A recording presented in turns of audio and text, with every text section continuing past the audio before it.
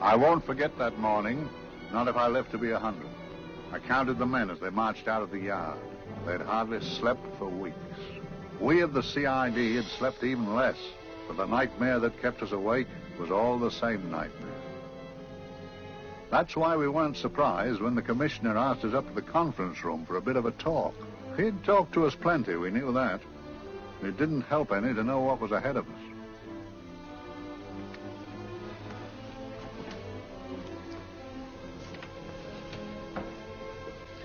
Must we have that window open, Gregson? Oh, shut it if you want to. Chief will be in enough of a temper without having a ruddy blast down the back of his neck.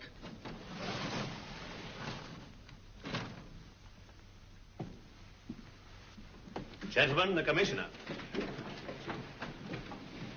Stuffy in here. Be seated, won't you? Gentlemen, if you wish to know what able men you are, read any of the works of popular fiction that glamorize your achievements, but don't, I beg of you, read the daily papers. They might give you an inferiority complex. I hate to mention it, but we're confronted with a series of the most atrocious murders since Jack the Ripper. And in the meantime, the CID might as well be playing at shove-halfpenny for all the good we've accomplished. Now look. Here, here, and here.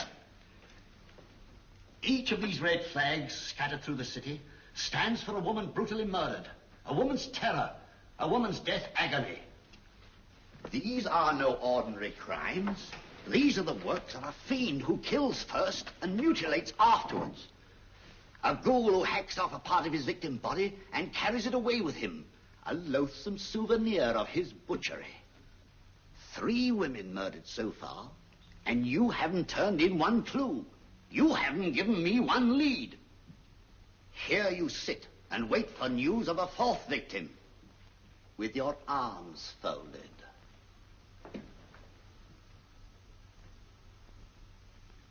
Well, we hadn't long to wait. It was down Lambeth Way where a young woman was hurrying home late last night. She saw something and stopped. It was a constable. He spoke to her and he walked along with her, just in case. He saw her go down the stairway to the basement lodging where she lived. We can only surmise what happened after that.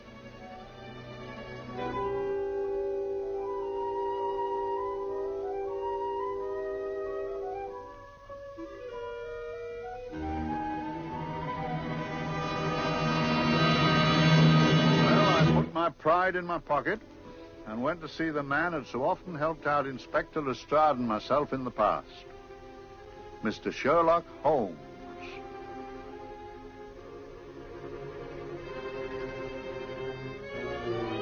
If ever a man needed help, I did.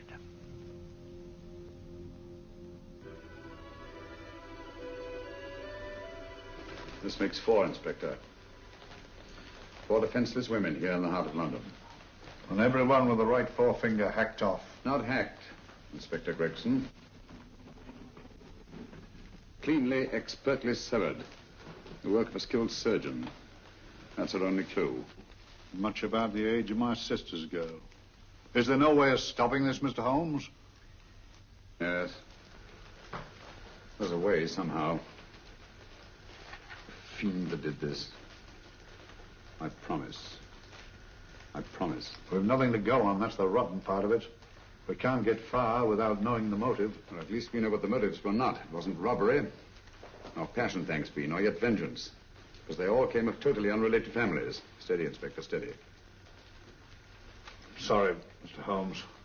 I don't turn a hair when it's a bloke that can look after himself. A little slip of a thing like that. Yes, it's horrible. Come on, let's get a drink.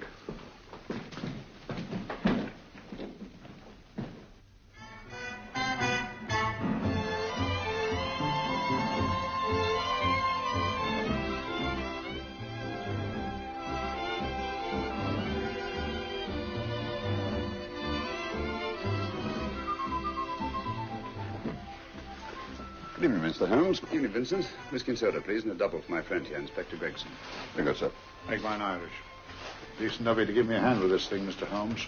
Always a pleasure to be of help to Scotland Yard, Inspector. Little out of my line, looking for a maniac who murders just for the fun of it. Or perhaps just to get a human finger. In all 4 cases, the murderer risked capture by stopping to secure a finger. Well, what for? Who knows? He's just a madman. Perhaps there's method in his madness. If we could just trace those missing fingers. If we could just drain the English Channel, we might find a penny. Huh? Oh, thank you. You may keep those, Mr. Holmes. Thank you.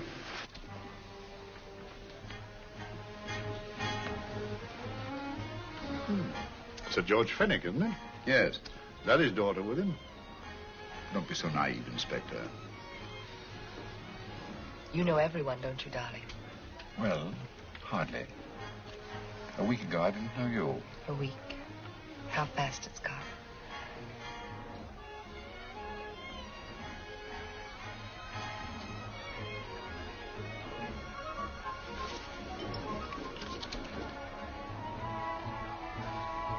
I collect these things.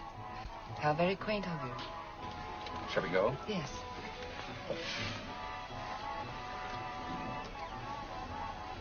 What are you looking at, Mr. Holmes? Looking at a very handsome woman. Not drawn to the purple, but giving an excellent imitation. Would you like to come to my flat for a nightcap? Lovely idea. Yes, isn't it?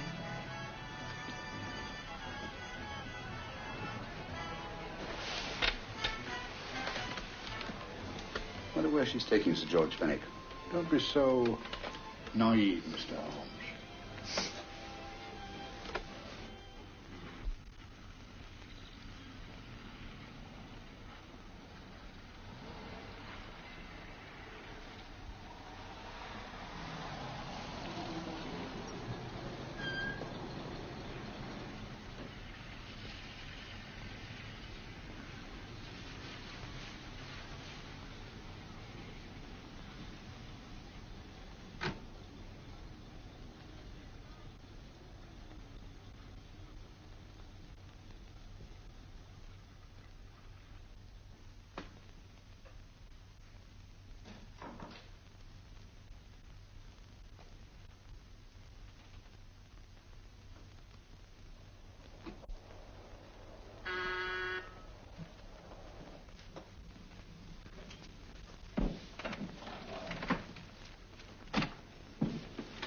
Good evening, Mum. Hello, Grandon. Any messages? No, Mum.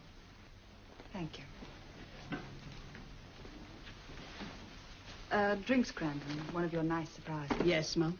I say, you don't mean that... Grandon's a marvel, aren't you, Grandon? Yes, Mum. You wouldn't believe the things she can do. Ah, charming place. Delightful. Really? Do you think so? I'm so glad. Do sit down. Do you mind? Do I mind? What a question. I don't mind anything, really. Except not being with you. Now, you really don't want me to believe that, do you? Not too seriously. Good. We're both quite grown up, aren't we? Quite.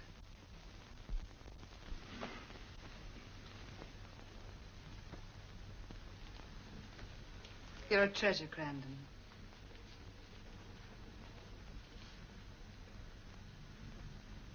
And lower the lights a little as you leave.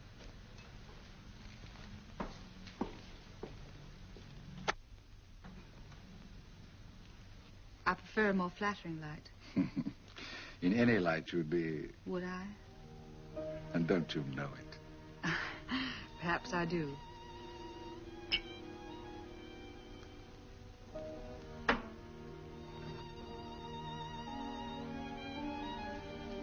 Oh, that priceless woman. You wouldn't believe it, but she's absurdly romantic. She loves dreamy music, and she thinks that we... But we do, don't we? Do we? Well, it's rather soothing, restful. Yes. And we all need rest at times. like tired children who played too long. You've played with wooden soldiers, I suppose. Funny. Hadn't thought of that for years. Toy boats were my special joy. Anything I could set afloat anywhere. Like this. And this. Toy boats sailing into the Never Never Land. The land of beautiful dreams. Look. Look, odd, isn't it, how the light is reflected? Little specks of light that move and move. Like stars on a slowly moving stream. You know, Holmes, I'm very sensitive to atmosphere. No? Yes, I can tell by the feel of this room there's been a murder committed here. It may interest you to know, my dear fellow, it was the other side of that door at the foot of the stairs that the poor girl was murdered. If only I could find it. Find what? The one thing these unfortunate victims have in common that might give us a motive for these murders. There must be something. Another Jack the Ripper, if you ask me, a homicidal maniac. No, Watson. In the case of Jack the Ripper, there was one thing in common. His victims were all from one walk of life, living in the same section of the city. In this case, the murderer chooses his victims from all walks of life and from different sections of the city. No, my dear fellow, this is not the work of a homicidal maniac. It's something infinitely more sinister. You give me the creeps. What on earth are you talking about? Watson, I'm convinced that these murders are only incidental to some larger and more diabolical scheme. That may be, but why the severed fingers? The answer to that question, my dear fellow, is our only hope of solving these mysteries. Dear sister, I am so happy. I had such a lovely holiday at Brighton with you and Alf. And I'm looking forward to being with you again. Poor little thing. Sort of raises a lump in your throat. I can picture her sitting here happily writing this letter. And a lot bit realizing that she's shortly going to her death. Hello? Gregson. Oh, there you are, Mr. Holmes. I've been looking for you everywhere. What's happened? Murder in Edgware Road, not half an hour ago. Woman? Yes. And the right forefinger cut off clean.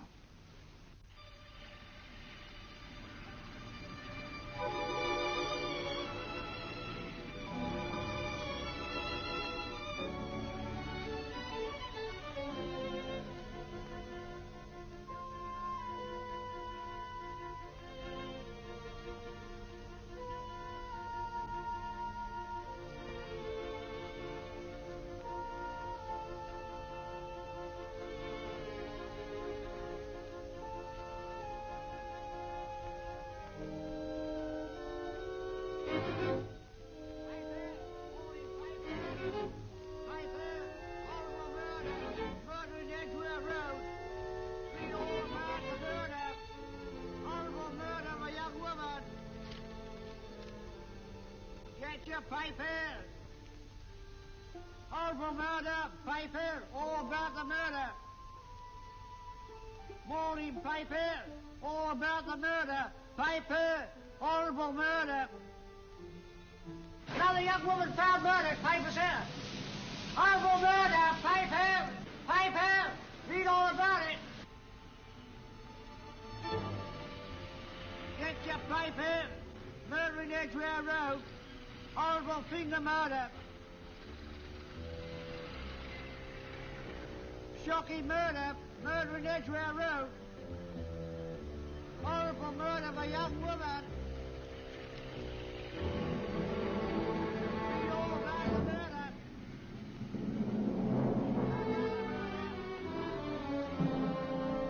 Only fancy, Mum. There's been another of those horrible murders. Dear, dear, how shocking. Yes, Mum. I really don't feel quite safe here myself. Oh, dear.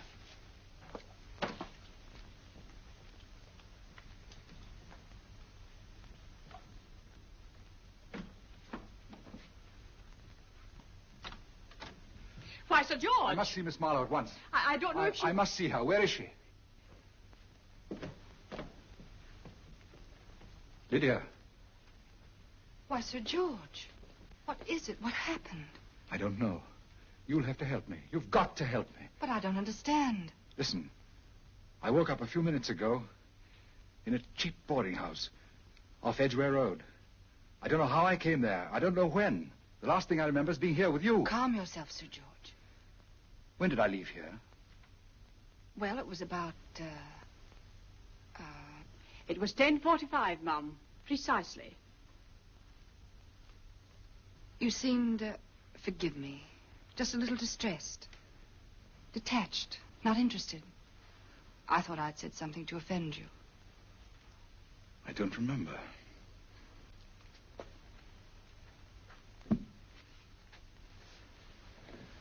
I can't remember. Tell me, has this happened to you before? Before? Well, there is such a thing as amnesia, you know.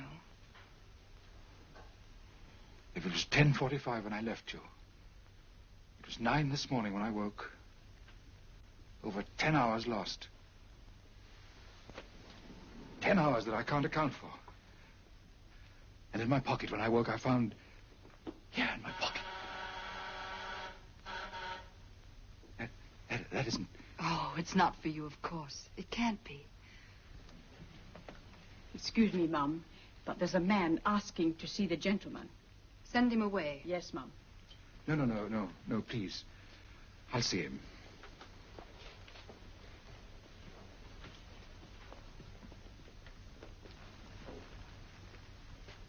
Well? Delightful room. Not much like the place you woke up in this morning. You followed me here? Yes. Are you a detective? Oh, no. Quite the contrary. Don't be afraid, Sir George. You know my name? Oh, yes. A very old and highly honored name. And being the bearer of such a name, and also a very wealthy man, I thought you might care to possess yourself of this trifle. Rather than let it fall into the hands of the police. 'Tis yours, if I'm not mistaken. The initials, GF. Where did you get this? It came out of your pocket. I saw it fall, but you never noticed.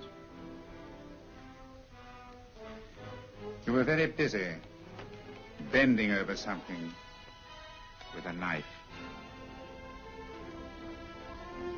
Then you put something in your pocket.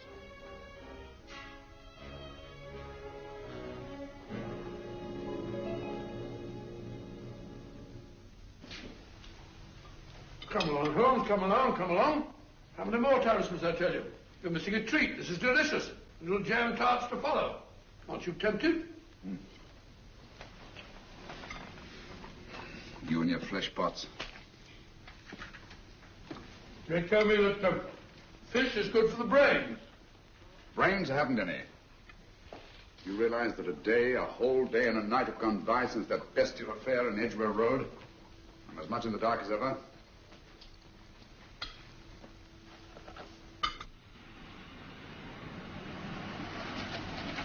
Hello, here comes a client, unless I'm very much mistaken.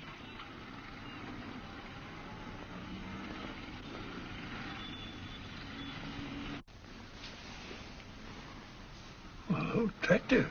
Very attractive.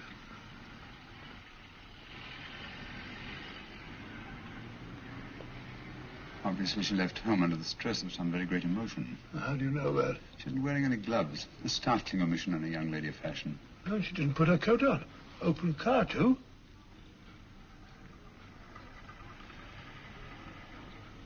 Furthermore, there's something in that bag she wants to show me.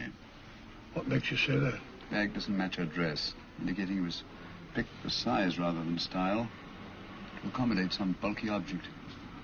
You amaze me, Holmes. Not to mention, my dear fellow.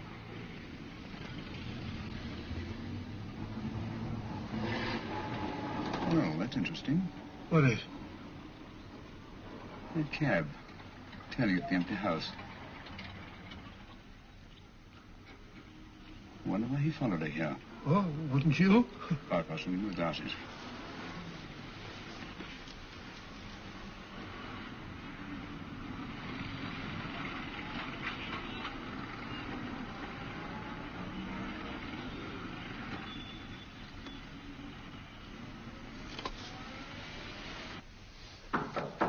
We shall soon know. Yes, Mrs. Hudson? It's a young lady, sir. Most urgent. Ask her to come in. Go right in, miss. Mr. Holmes? Yes, this is my friend, Dr. Watson. How do you do? How do you do? Mr. Holmes, you must excuse me, please. Yes, well, won't you sit down? Come along. May I? It's quite all right. Thank you.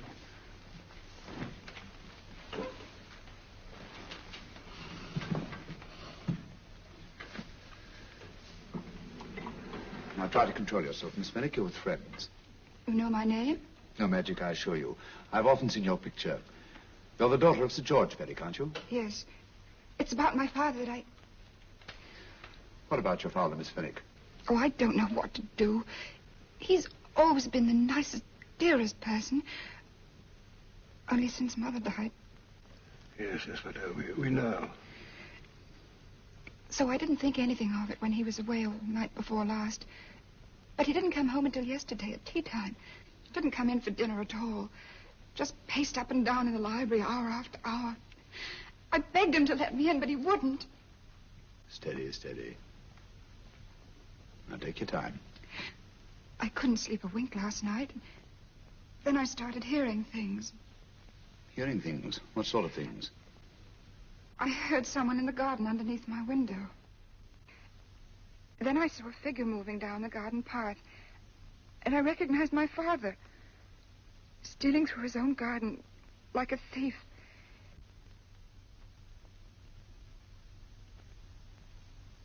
He had a spade in his hand, and he stopped by the greenhouse where he started to dig. This morning, at daybreak, I stole out into the garden and found this.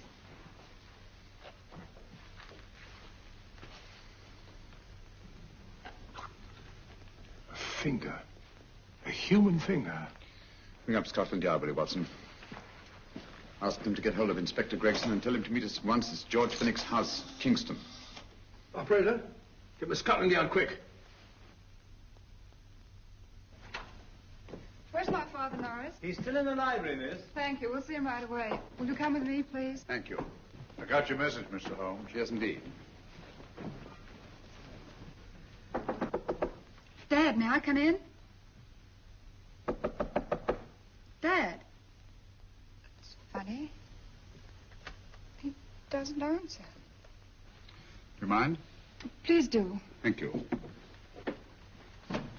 Watson, quick. Oh, Come along, no, my dear. no, no. Take charge, Miss Fenwick, please. Sorry, sir. No, miss, please. Please come along with me.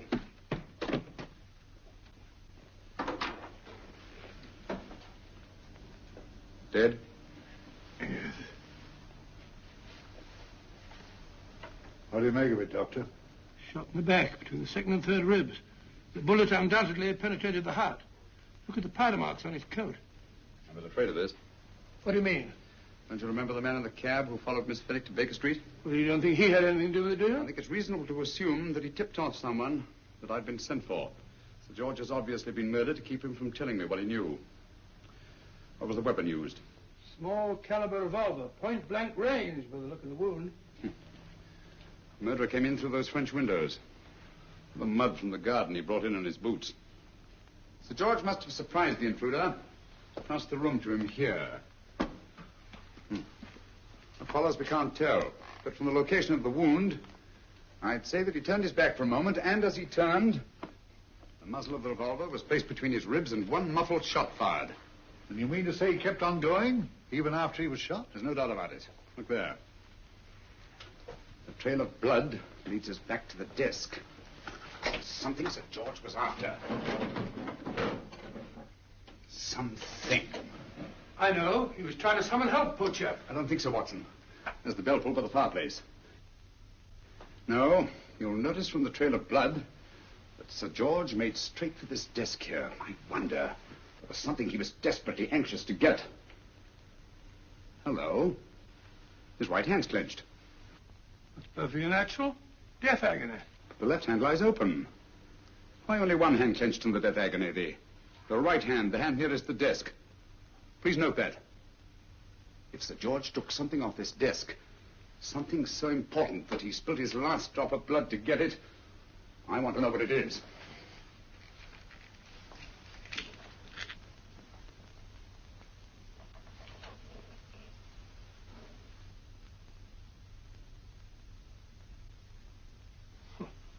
Nothing but an ordinary match folder. Where does that lead us? I imagine to something very important, Gregson. This match folder's from Pembroke House. Why shouldn't it be? He was there, you know. We saw him yesterday. Yes, but the effort he made after he was shot to get hold of this match folder. It's just possible he wanted someone to remember Pembroke House. He may have wished to recall it to someone who saw him there. Someone who, like ourselves, saw him with a woman.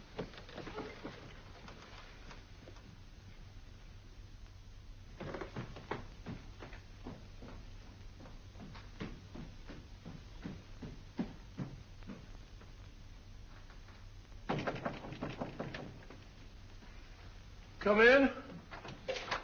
Oh, Dr. Watson, this came by hand for Mr. Holmes not 10 minutes ago. Thank you, Mrs. Hudson. That would be the report from Mr. George's bank. Report from Sir George. Oh, really? Don't you remember his daughter told us that he'd just closed his account? Had it looked into at once.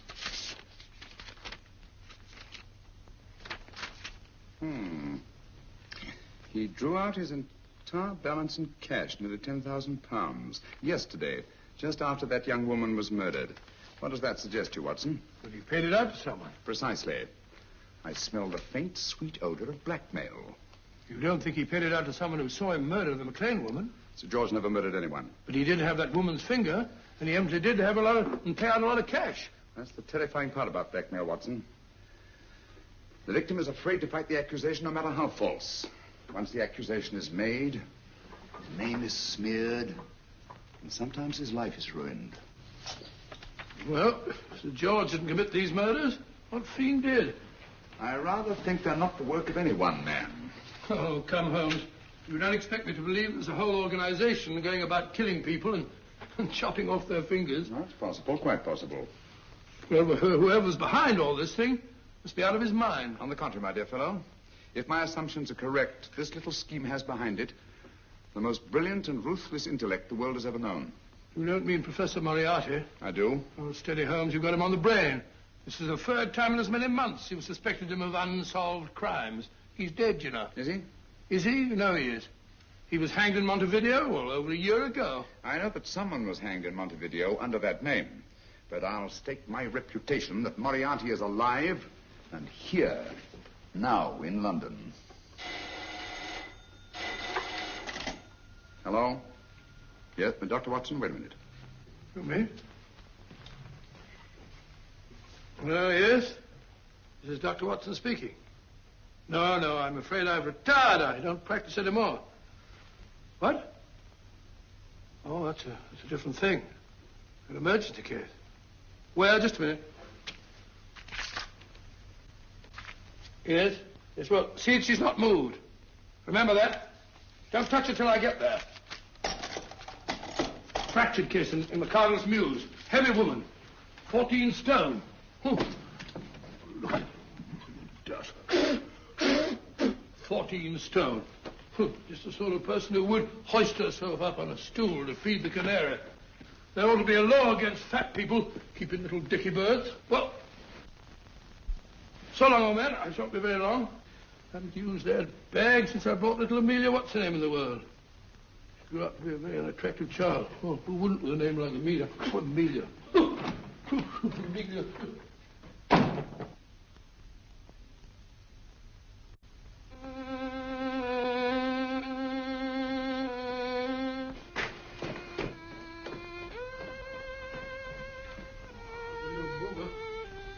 People so stupid about accidents.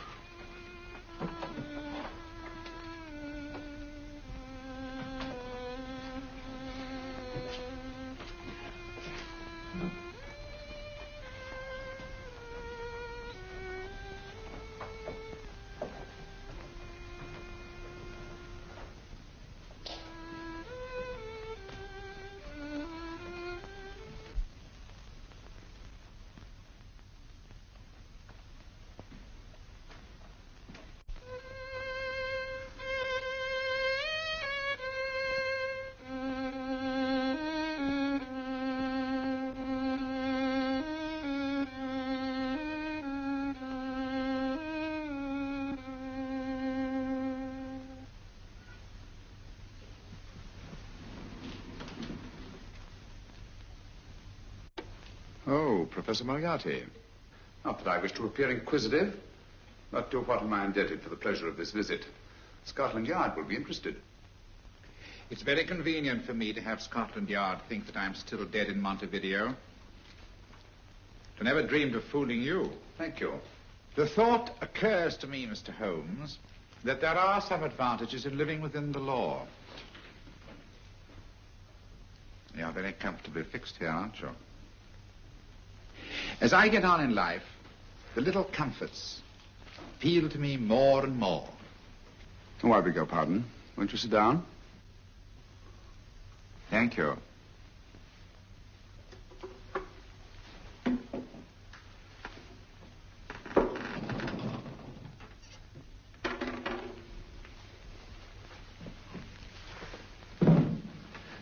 And now, Professor Moriarty, what can I do for you? Everything that I have to say to you has already crossed your mind.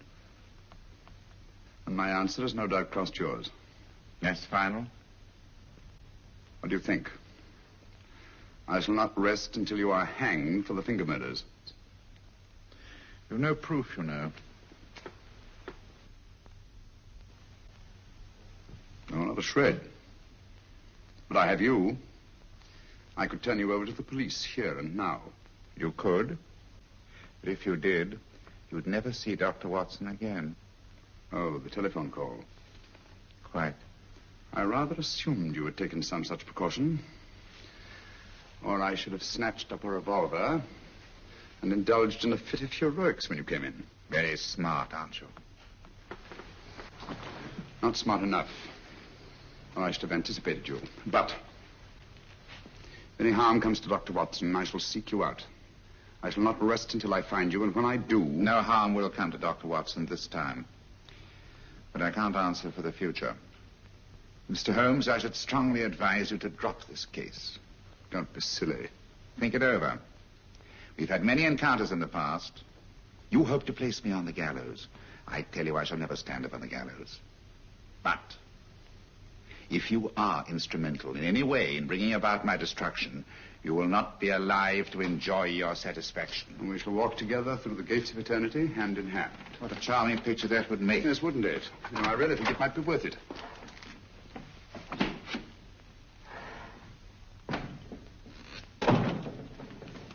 Shoelaces, Governor? Tuppence a pair. And strong enough to hang yourself. How many more times since I tell you I don't want your filthy shoelaces or your company? Shoelaces, Governor? Nasty impertinence. Run along, my good man, or I'll give you in charge. Shoelaces, Governor? Shoelaces, Governor? Help a poor bloke. What's only got one arm? Any luck with Mr. Holmes? You can read his obituary in tomorrow's papers.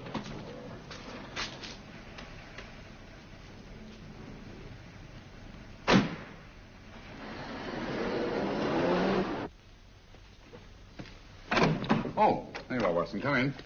I was just going out to look for you. Look for me what for? Suppose you don't think I know my way about. Well, you're right, I don't. Blast all practical jokers anyhow. Know where I've been? On a wild goose chase. Exactly. There's no such number in McCardle's Muse. Some fool's idea of a joke. Did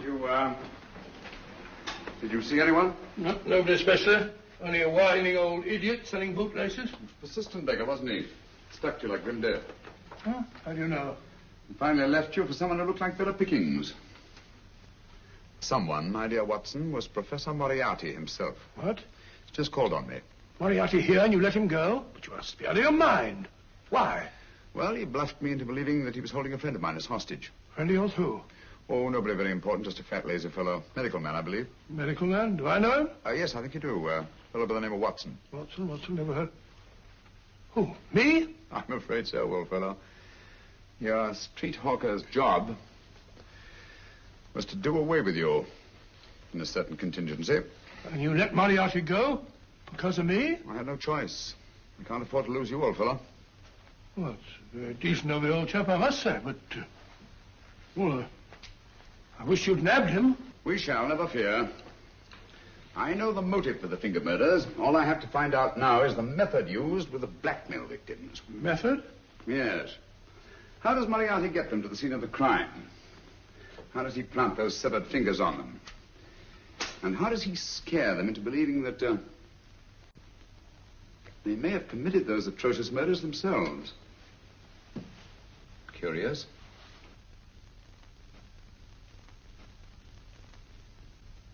Very curious. Huh? Curious? What's curious?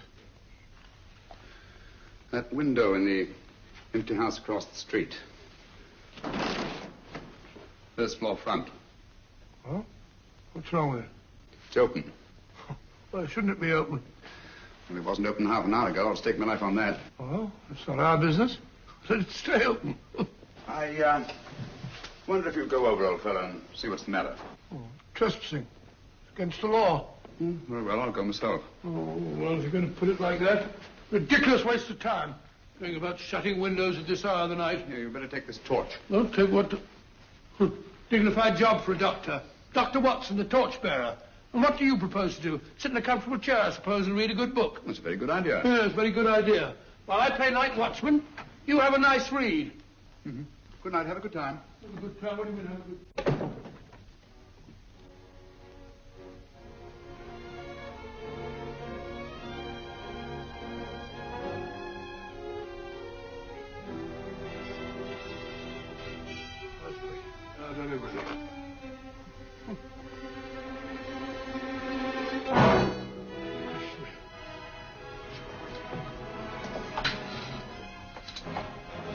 For? Oh, umbrella stand.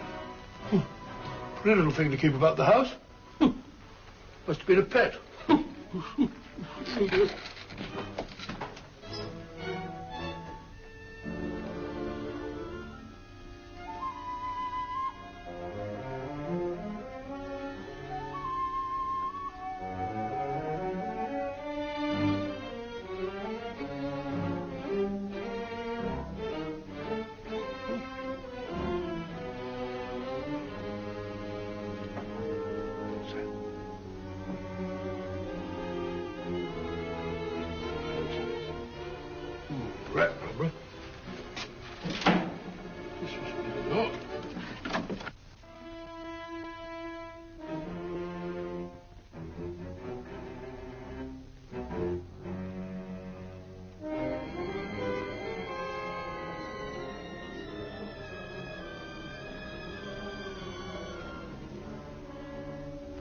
He sits comfortably reading a book.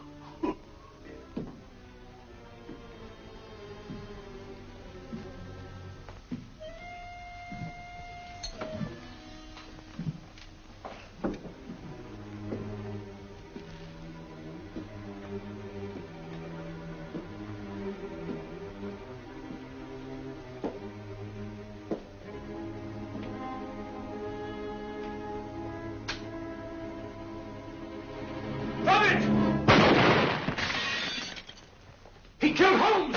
He killed Sherlock! Watson. You? But I saw him shoot you a second ago. Not me, my dear fellow. Merely the bust of Julius Caesar. Incidentally, you may have noticed that all through the ages, prominent men have prominent noses. Oh, I'm afraid we're in for terrible trouble again with Mrs. Hudson. Windows smashed, plaster all over the floor. Get up, you.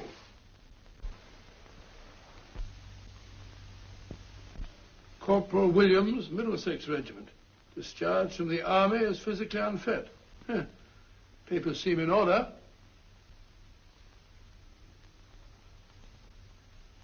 Now, Corporal Williams, you've seen service in the Far East, haven't you? The East? I thought so. Look at his complexion, Watson. Yellow as saffron. He's been taking atabrine. Cure for malaria. Sniper, aren't you? Sniper. Why did you try to kill me? I had to kill him. I had to. Oh, snap out of it. Stop it, Watson. He's shamming. No, he isn't. Who told you to kill me? She told me. She told you? She told me I couldn't miss. Well, luckily you did miss, you murderer. He isn't a murderer, Watson. Listen, Corporal Williams. She told you you had to do it, didn't she? I had to do it. I've got it, Watson, I've got it. Got what? The method used in the finger murders. Well, what is it? Hypnotism, my dear fellow, hypnotism. And it wasn't against his nature, that's the devilish part of it. They picked a man for their purpose whose job was sniping. Who are they? Professor Moriarty and his finger murderers. Williams spoke of a woman. I think you'll find that she asked him home tonight for a drink. Nice quiet rooms, soft lights, music. You got it all pat, Mr. Holmes. What's the lady look like? Oh, up 30, nice figure, blonde, lustrous eyes. Oh, really? Got a phone number?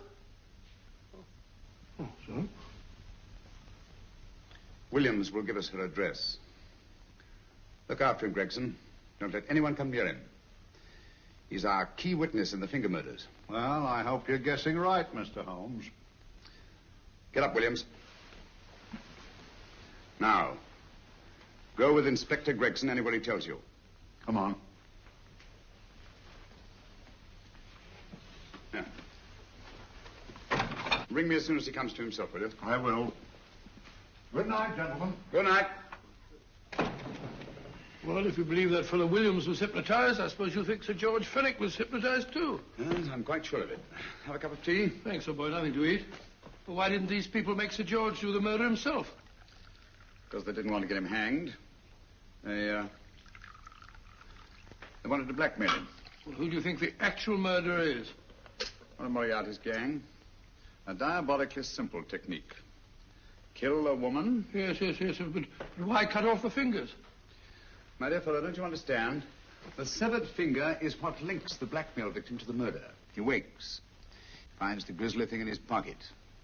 Doesn't know how it got there. He's no idea that he's been hypnotized. For all he knows, he may have committed the atrocious crime during some dreadful lapse of sanity.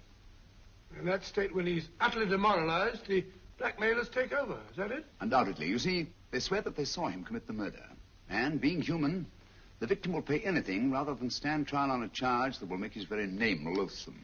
Oh, it all fits in if you believe in hypnotism. Yeah. The only possible explanation. You think the hypnotist is that woman with the blonde hair, the lustrous eyes, the woman you invented? I didn't invent her. I saw her. What on earth are you talking about? That woman, my dear Watson, was with Sir George when he left Pembroke House. I saw her there. I shall see her again, and Williams will lead me to her. That's why it's so important to keep him safe. He will identify her.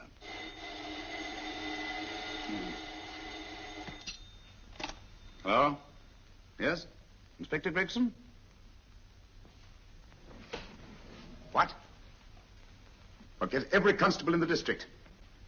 Yes, I'll be over at once. What's happened, Holmes? Williams is missing. Great Scott! Come on.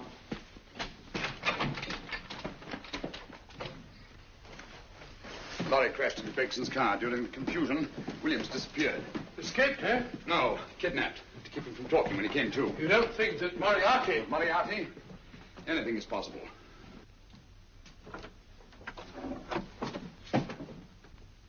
Williams! Dead. You see, anything is possible.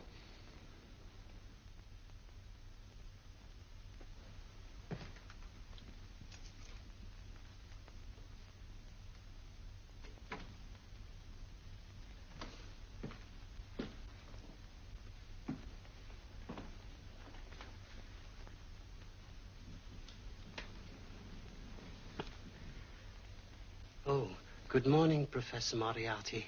You startled me. I'm dressing another dolly, a dear little nurse.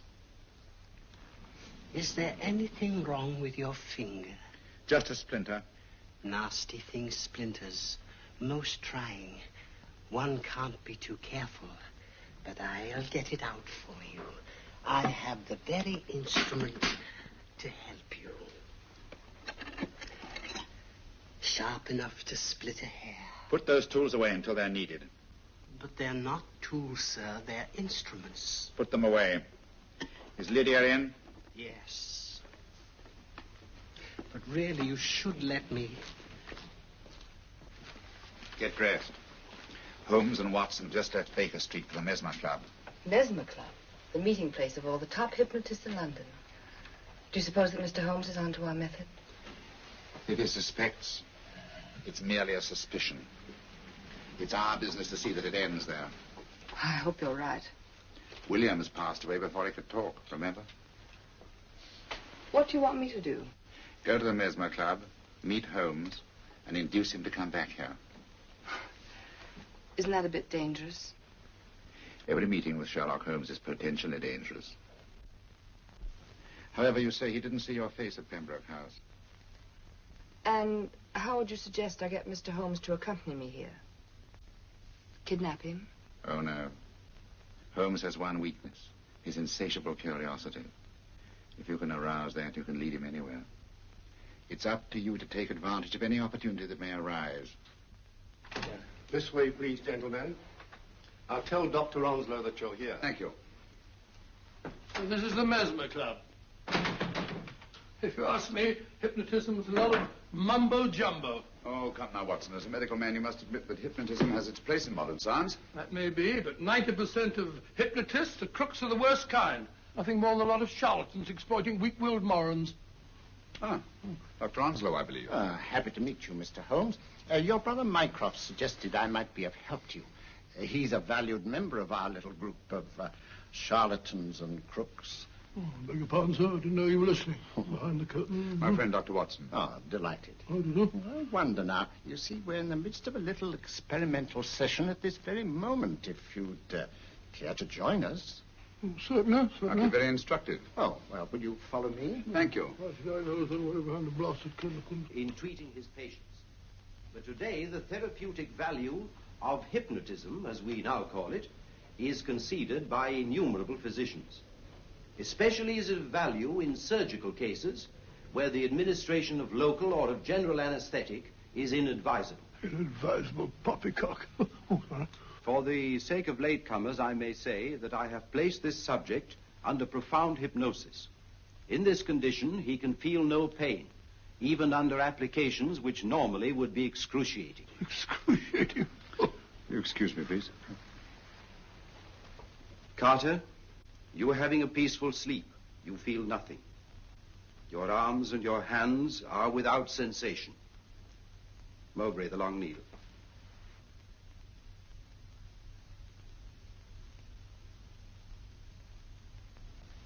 Carter, give me your right hand.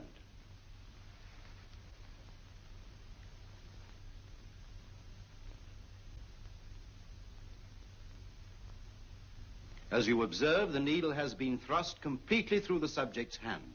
No feeling, no pain. This lack of feeling is the one infallible test of profound hypnosis. Nonsense. Fellow's full of drugs. Oh, isn't he? Definitely not, Doctor. Wake up, Carter, wake up. You feel well and rested, remember. No pain anywhere.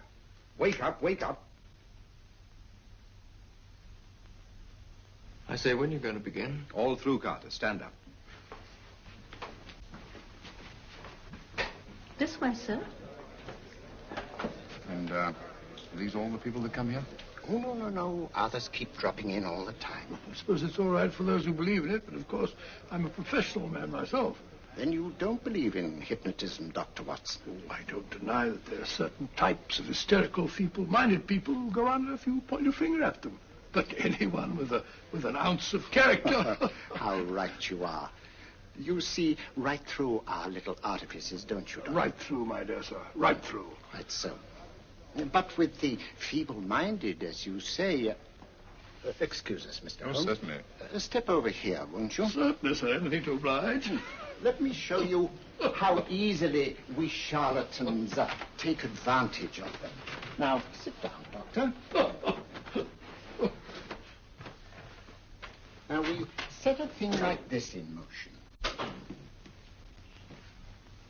It's wonderful, the attraction on the feeble-minded, of course. The continuous motion, if they just let themselves follow it. Of course, you could stare at it till doomsday, Dr. Watson, with no effect at all. Still, it might make you a little drowsy, like the white ribbon of road at night when you're driving. The rhythm is smooth, unbroken, and the road goes on and on, round and round, always the same, winding and winding. And you're drowsy, you're tired. Let the road come into you, as it were. The long road, the smooth road, the road to sleep. Sleep.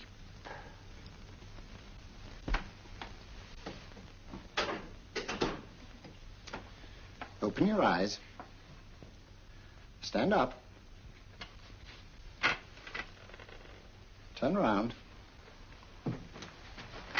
And now, Dr. Watson, you're on a holiday in Scotland. The country is amazingly beautiful. We're coming to a stream. It isn't deep.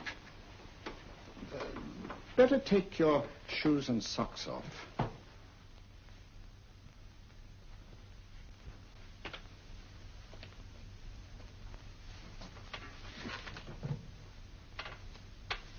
Roll up your trouser.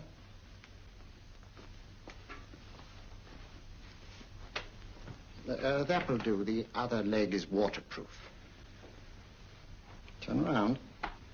Mind the pebbles.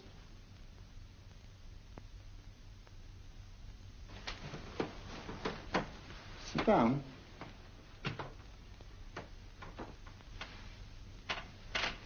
Wake up now.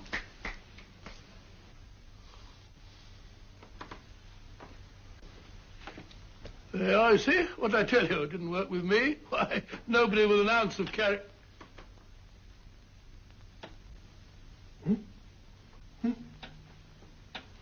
I think you'll need these.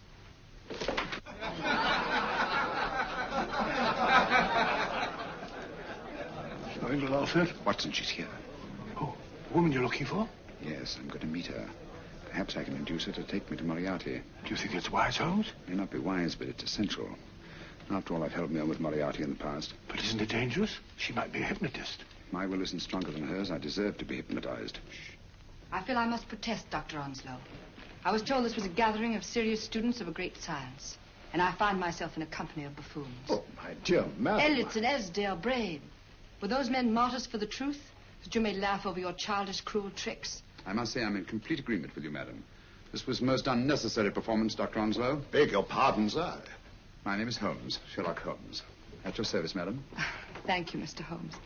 I'm afraid I've created a rather embarrassing situation. But you see, I'm interested in the serious study of hypnotism. So am I, too.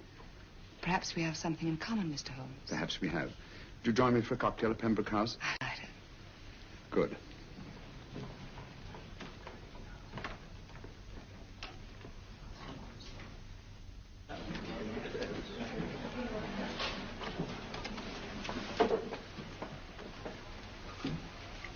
Thank you.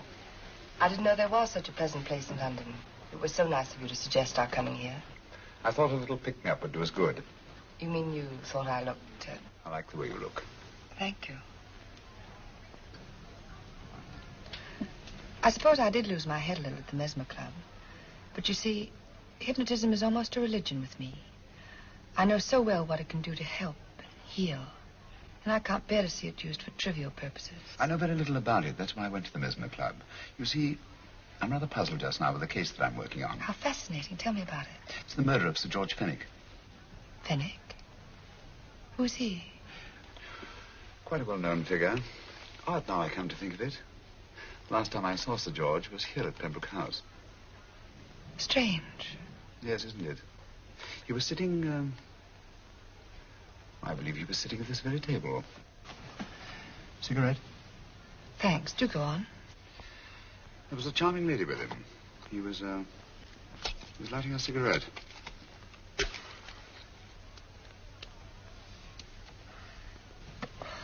Charming. Did you see her face? No worse luck. Merely her back. How unenterprising of you. Yes, wasn't it? Afraid I'm getting a little older. I shouldn't say so. That's nice of you. Still, the first time in my life, I've got hold of a case that's beyond me. I'm actually losing sleep over it. You know, Mr. Holmes, I believe I could help you. Really? I should be very grateful. You're amused. Oh, merely skeptical. How would you go about it? I've used hypnotism more than once in healing. Not for profit. I'm not a professional. But I do think I could help you. If you'd care to... I can't think of a pleasanter experience.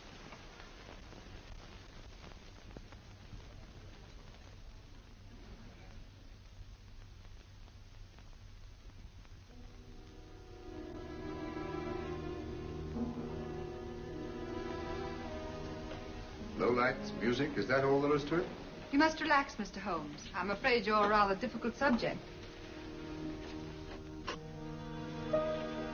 So I thought perhaps a little help. Materia medica might be advisable. Drugs?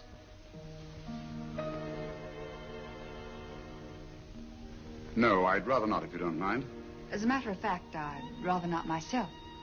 But Schrenk-Notzing, he practiced in Munich, you know. Believed it the best means for difficult subjects. Do you mind? Well, as a matter of fact, I don't approve of sedatives. Just as you wish. We don't have to go on with this at all, you know. Wait a minute. Wait a minute. All right. I'll take a chance. It's really quite harmless. What is it? Cannabis japonica, an oriental soporific. You need water.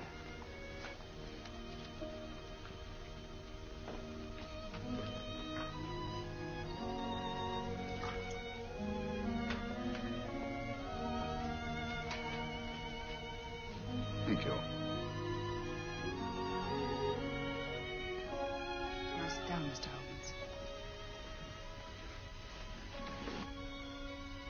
Holmes. You'll feel yourself growing drowsy. Don't fight it. Give in to it.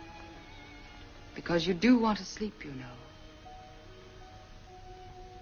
Just fix your eyes on this one white flower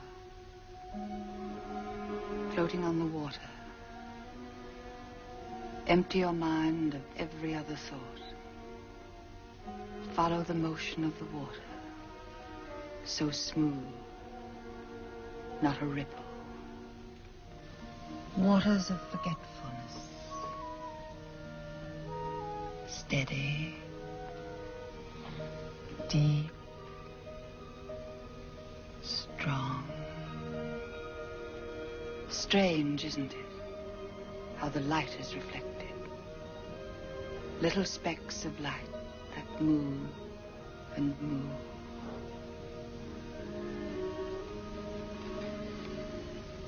It's restful here. It's peaceful. It's friendly. And you're very close to finding what you're looking for.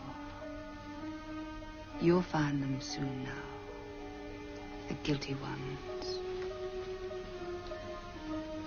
When you're rested, gentle waters closing over you. Steady, deep, strong, drawing you down, down, down.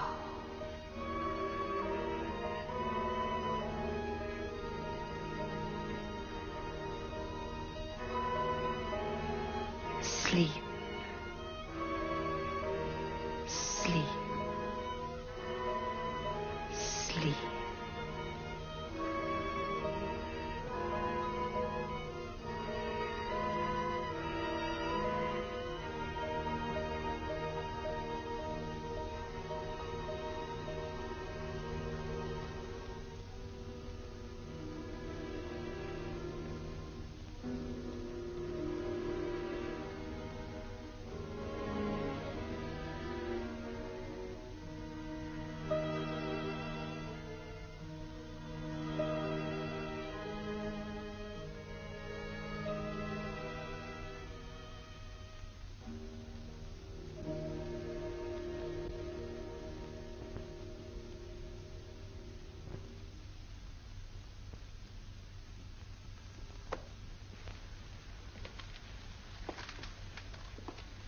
Here he is, Professor Moriarty.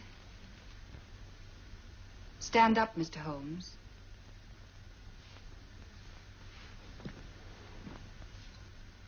Open your eyes. Face this way. Are you satisfied? We are dealing with a clever man. He may be shamming. There's just one infallible test for profound hypnosis. You ready, Dr. Simnel?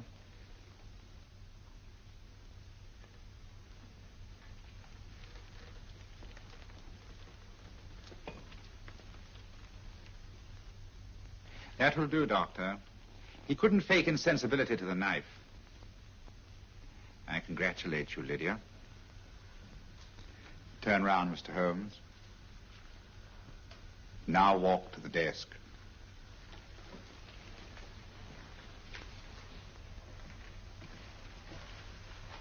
Sit down. Take that pen and write what I tell you to write. I have at last found a case which I cannot solve.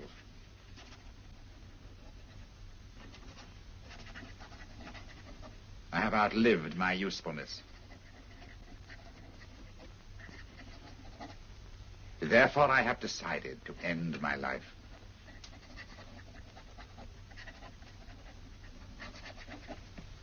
Sign your name. Now blot it.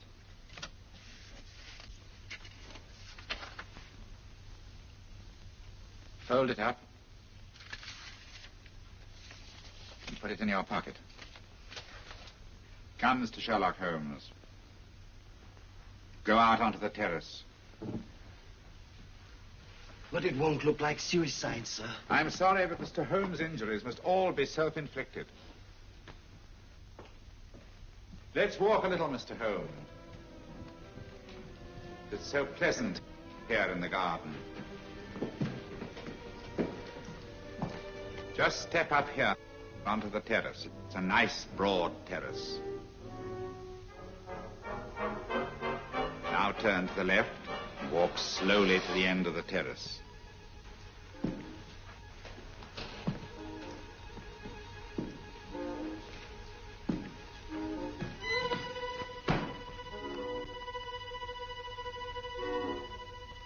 Don't stop. You must walk to the end, you know.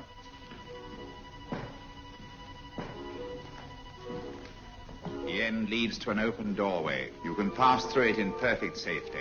In the room beyond the doorway, you'll find what you've been looking for. Must you drag this on? This is the moment I've been anticipating for a long time, my dear. Go on, Mr. Holmes.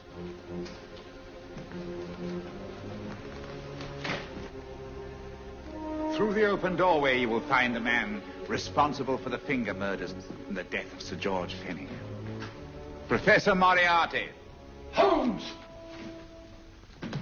Stand still. What a beautiful view, Watson. I'm quite enjoying it. No, you're not. You're hypnotized. You're under a spell. Stand still. Don't move. Steady, Holmes. Steady does it. Stand perfectly still where you are. Nonsense, Watson. You don't know what you're doing. Of course I know what I'm doing. You mean you're not hypnotized? Certainly not. Then get off the wall, you idiot. Oh, look out! Holmes! Oh, Dear fellow. What were you doing up there? Holding the fort until you arrived. What kept you? Well, I ran into a spot of trouble on my way to Scotland Yard. I was arrested for exceeding the speed limit. Your luck seems to hold, Mr. Holmes.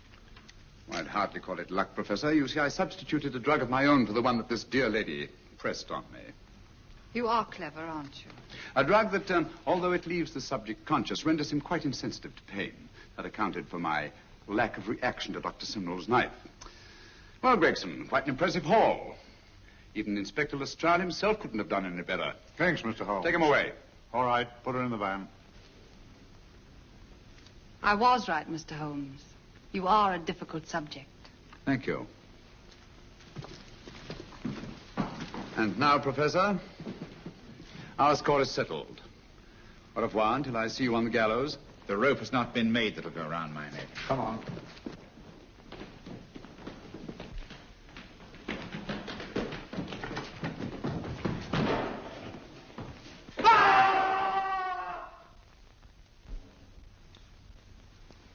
I'll take care of things, Mr. Holmes. Thank you, Inspector. Come on. An evil man, Holmes, but what a horrible death. Better than he deserved. What are you thinking of? I'm thinking of all the women who can come and go in safety in the streets of London tonight. The stars keep watch in the heavens. And in our own little way, we too, old friend, are privileged to watch over our city.